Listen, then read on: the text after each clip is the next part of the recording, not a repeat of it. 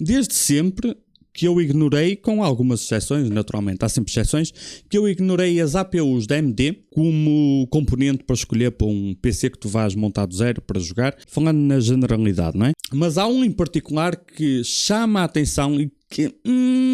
porque aquele não existe? Existe, mas não existe. Vamos conversar sobre isso porque há uma APU que poderia existir e não existe, só que não existe da maneira que nós gostaríamos que existisse. Se entre maçãs e pinguins nada te convence a deixar o velhinho e clássico Windows, é fácil. VPUR CD Keys, tens lá tudo. Windows 11, sem problema. Windows 10, mas vai acabar o suporte.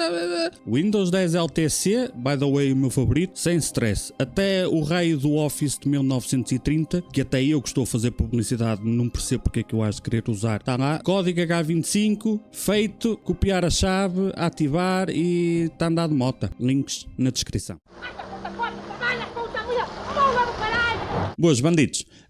Vamos entrar aqui, vamos ver que APUs tem aqui. Tentar resumir muito resumidamente porque é que normalmente eu ignoro as APUs, principalmente a comprar novo. Há aqui algum filtro para a APU? Tem, integrada.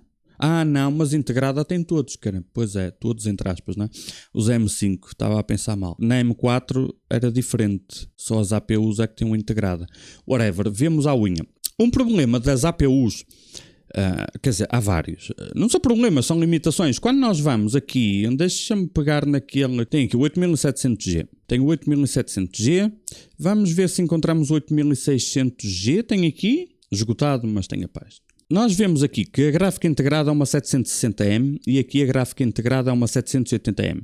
Este é o primeiro problema da APU, porque normalmente a APU, muitos de vocês veem como uma gráfica temporária. Tu compras um processador que já vem com uma gráfica, dá para jogar uns joguitos com algumas limitações, mas dá, e mais tarde compras outra gráfica. Outros veem isto como uma solução definitiva e passados uns anos trocam tudo outra vez porque aquilo que jogam é mais leve. De uma forma ou de outra, normalmente isto atrai aqueles de vocês que não podem ou não querem gastar um valor mais alto e as gráficas estão estupidamente caras, portanto, olhar para uma APU é uma possibilidade. Faz sentido por causa do preço. Mas como nós estamos a tentar atingir o público que não quer, não pode gastar tanto dinheiro, e eu para achar que isto é atrativo e vos recomendar, eu tenho que garantir que isto vai ser bom para ti, tendo em conta a tua condição financeira, certo? Sabendo que vai estar mais limitado em termos de compras, tanto agora como no futuro. Senão, para quê dar uma recomendação se não ter em conta a pessoa que vai comprar, não é? E a primeira coisa que nós vemos aqui é que para um CPU, uma APU, portanto um processador e uma gráfica, tudo num só. Uma gráfica que dê para jogar qualquer coisa na teoria, não é?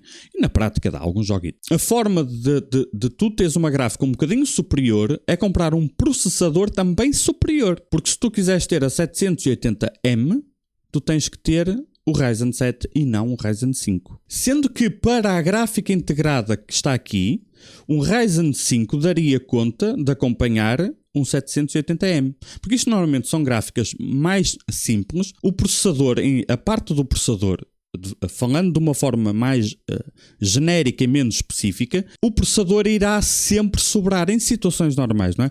A parte do processador, estes 6 núcleos aqui, tendo em conta a arquitetura dele, vai ser a mais de uma forma ou de outra. Portanto, se nós pegássemos neste Ryzen 5 e misturássemos com esta 780M, iria sobrar. Só que a única forma de melhorar um bocadinho a gráfica é melhorar também o CPU, e para tu melhorares um bocadinho o desempenho gráfico, tu tens que pagar muitíssimo mais, sensivelmente 100 euros a mais, não é? Outra limitação que eles têm, se vermos aqui as especificações, é nas PCI Express, que, by the way, está menos mal do que era com APUs no passado, mas tem alguma limitação na mesma. 20 linhas PCI, mas utilizáveis 16. Significa o quê? Aqui eu estou a fazer uma dedução lógica. Vou dar um alerta muito importante, que eu gosto de ser transparente nestas merdas. Este chip em particular eu nunca peguei nele. Portanto, eu estou a dizer só na teoria e com base noutros exemplos que eu vi no passado. Na teoria isto funciona assim. Na prática, tu podes conectar coisas ao CPU que utilizem 16 linhas no total. Se for como outros exemplos, será assim. Se funcionar na prática com 20 linhas PCI, peço desculpa, não se aplica o exemplo aqui, ok? Mas o importante é tu perceberes o porquê, porque há coisas no passado podes querer comprar, CPUs anteriores e CPUs futuros, e tu ficas a saber como é que funciona. Assumindo as 16 linhas PCI, significa que a partir do momento que tu colocas qualquer NVMe, ele vai utilizar 4 linhas PCI. Quer dizer, tu podes configurar para 2, dependendo da borda, não sei o quê, mas já vais roubar as 16. E na gráfica, tu não podes escolher, eu quero utilizar ou 8, ou 10, ou 12, ou utilizas 16, ou utilizas 8. Portanto, tu ficas a trabalhar a vezes 8 na gráfica. Portanto, é preciso ter em conta limitações que não estão presentes noutros CPUs, e se essas limitações te fazem diferença, depende de caso para caso, ok? Dito isto, e parece que não tem nada a ver, mas eu há uns dias atrás fiz um vídeo sobre um mini PC que nada a ver com gaming, e eu aproveitei, já que eu estava a fazer um vídeo sobre um mini PC, eu lembrei-me que havia um chip que eu recordo-me que estava para sair, só que entretanto ele saiu e eu não fui atrás para ver detalhes exatamente como é que ele estava, só que eu lembrei-me, não é? Bom, já que eu estou aqui, deixa-me ver, eu recordo-me que estava para sair um chip, deixa ver como é que está. Porque alguns mini PCs têm esse chip, que é este AI Max. O nome é estúpido, não gosto, só por ter AI, mas não interessa. Este chip tem uma gráfica, que é o 8060S, que até parece uma da Nvidia, uma 8060 Super, não é? Tem uma 8060S. Este chip, eu acho que faz falta em desktop.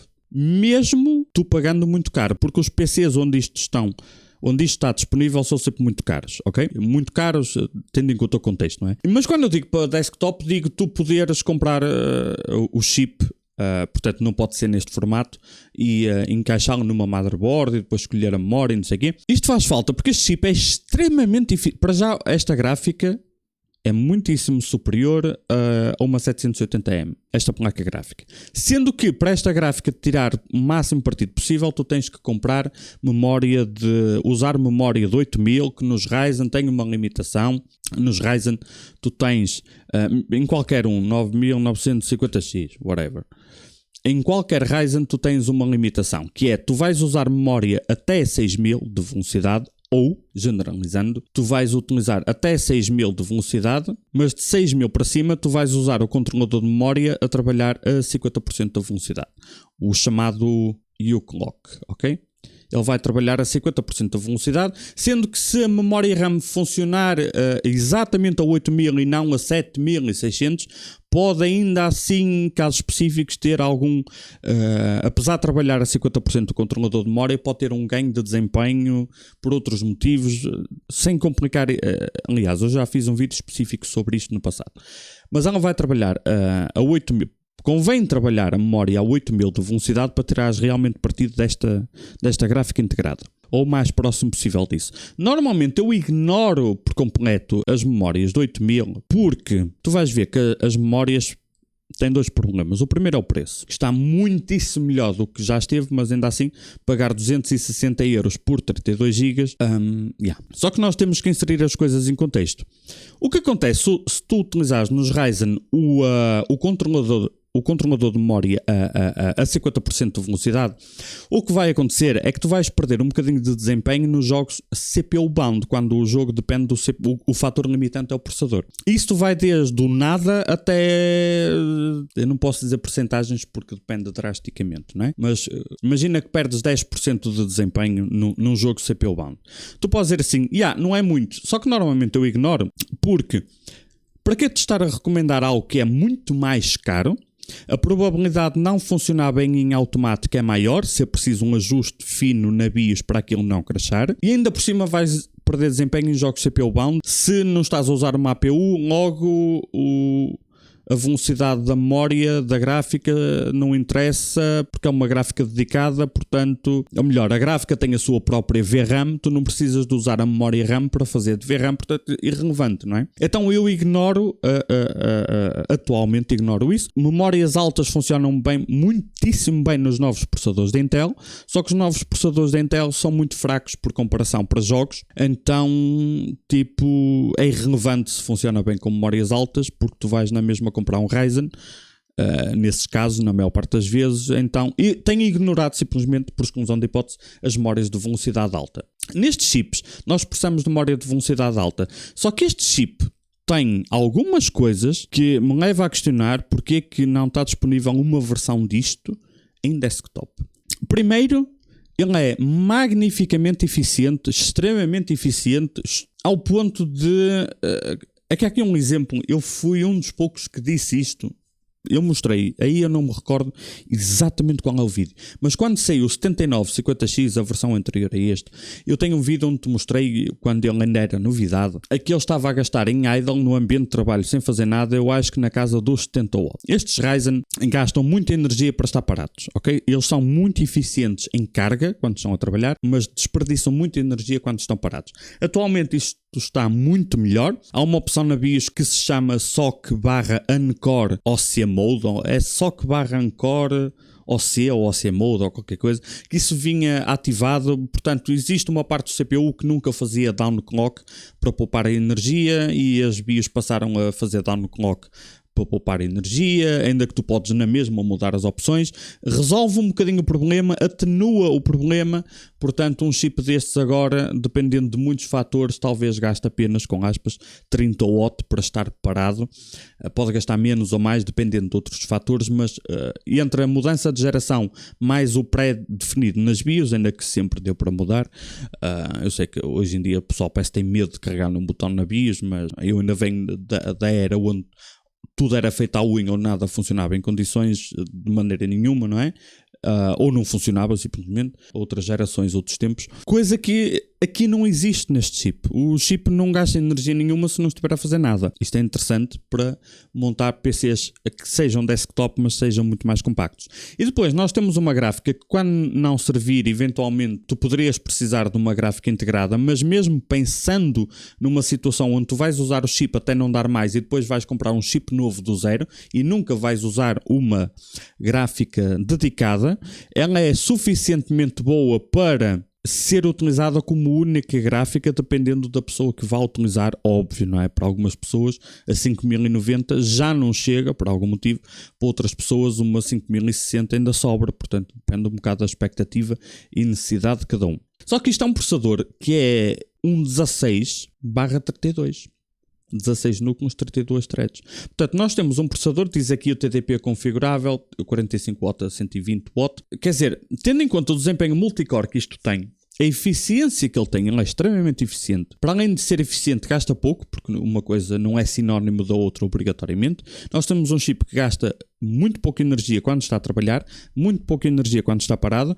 Tem um desempenho de CPU fantasticamente fantástico. Tem uma gráfica integrada que é muito à frente daquilo que nós estávamos habituados a ver até agora, onde consegue substituir até certo ponto uma gráfica dedicada e consegue ser melhor que muitas gráficas dedicadas de laptop que nós estávamos habituados a ter até agora. É uma tecnologia que me surpreende, que me deixa um bocado curioso. Este chip parece-me uma obra-prima da engenharia, mas fica a questão, porque é que nós não temos direito a isto individualmente, ou uma versão de desktop disto, não é? Porque seria fantástico, porque eu sei que nós temos a tecnologia ARM para outros propósitos, mas para o propósito que é aquilo que normalmente se faz aqui neste canal, não é? Para o tipo de coisas que vocês procuram, é uma tecnologia que para já ainda não serve, para já é uma equação à parte. Quando e se fizer parte da equação, tenho todo o gosto. Para já nós precisamos deste tipo de arquitetura.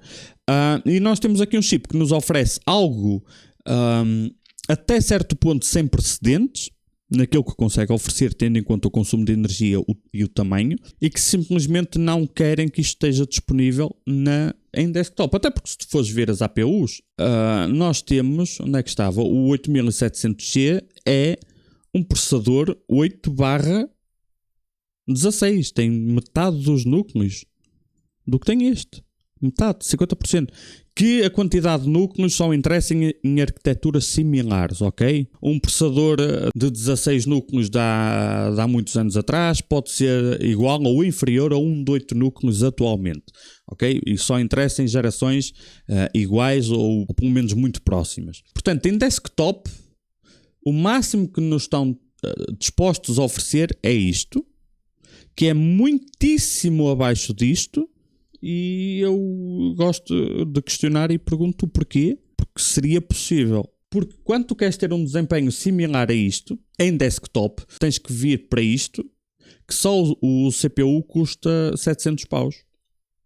e que é possível torná-lo, tirando quando o processador está parado, vai sempre desperdiçar muito mais energia do que isto. Mas entra num ponto onde eu acho que para vocês é mais ou menos irrelevante, porque se ele gasta 20 ou 30 watts a mais num desktop, não é muito relevante, certo? E depois, quando ele está em trabalho, é possível afinar para ele gastar muito pouca energia e ainda assim ter muito, ou melhor, é possível tirar-lhe, por exemplo, 50% de energia em carga e se calhar ele só perder 10 ou 15%, depende de vários fatores, de desempenho na tarefa que ele está a fazer. Ou que seja 50% a menos de energia com 25% de perda de desempenho. É um aumento de eficiência, não é? É possível fazer isso neste CPU. Portanto, é possível transformar o CPU em algo muito mais eficiente do que aquilo que ele é. Só que ele nunca vai ter uma gráfica integrada que sirva para alguma coisa em termos de gaming. Nunca. Nem para codificação, isto é horrível, porque eu cheguei a experimentar e, por exemplo, a gráfica integrada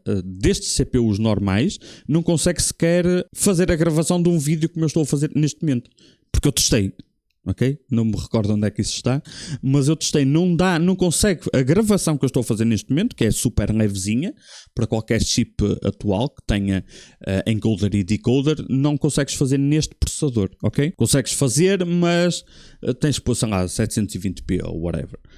E um bitrate muito baixinho, fica horrível, não é? E nós temos aqui algo que consegue substituir uma gráfica dedicada até certo ponto, mas consegue. Porquê que existe toda esta discrepância? Porque os mini computadores que custem 1500 euros com este chip, se eu quiser ter um Ryzen deste, só o processador, eu vou gastar 600 e ainda não equacionei uma gráfica que seja uma 9600 XT.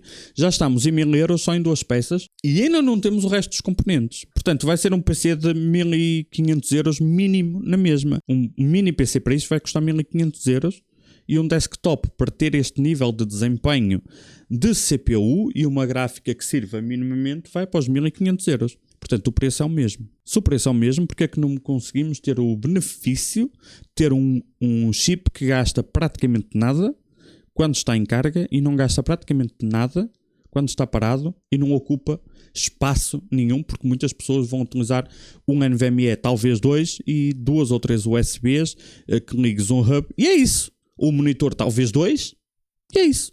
Então o mini PC serve perfeitamente, só que o mini PC, quando e se der problemas, é difícil substituir peça a peça, não é? Bandidos, para este vídeo é tudo.